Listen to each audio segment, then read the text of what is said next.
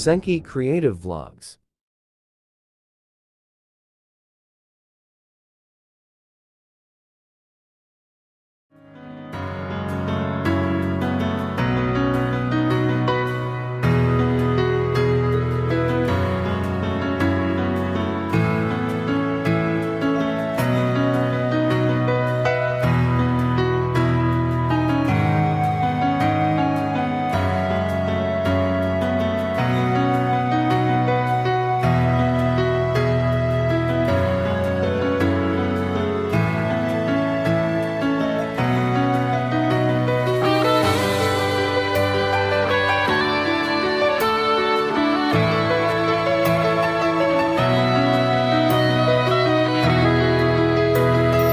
Đam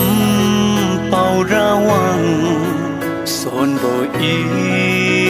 na khuang cha riu bo niu a don thiu ziu ka ti lun lung ta miu kiu pawan sa nang khu sầu khai ye abang ri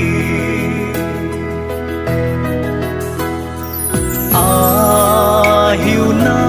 le ka ben bo ka ring bo a go zu ring bang na ro na i nang sai mak sui ra a tu nang du khai lo a la tui a phi kim ga ka wi ma si lun lung ka san nang tu phui nang pam wang i na sai sui le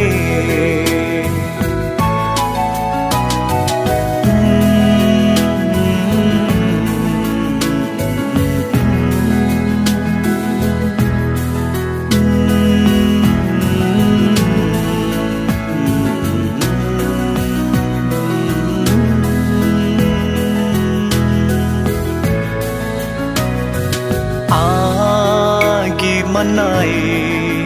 bolong sha bo pa phi bang a long kim ra bo nang si de diu ta pa mi i nang sai sui ne ra piu ben bo pi khai lo ring ting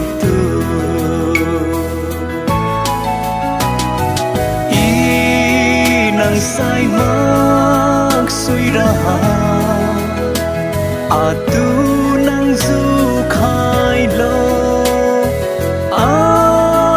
la tui a phi kim ga ka wi ma si lun lung ka san nang tu phui nang pam wang i na sai sui le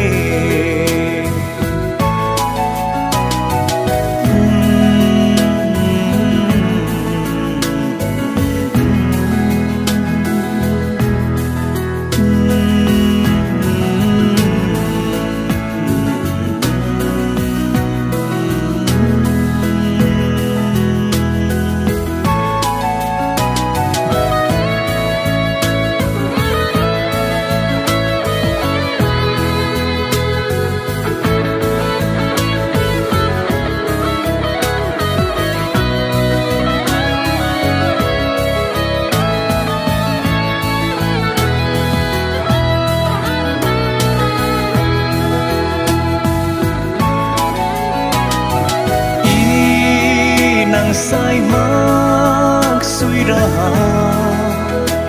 a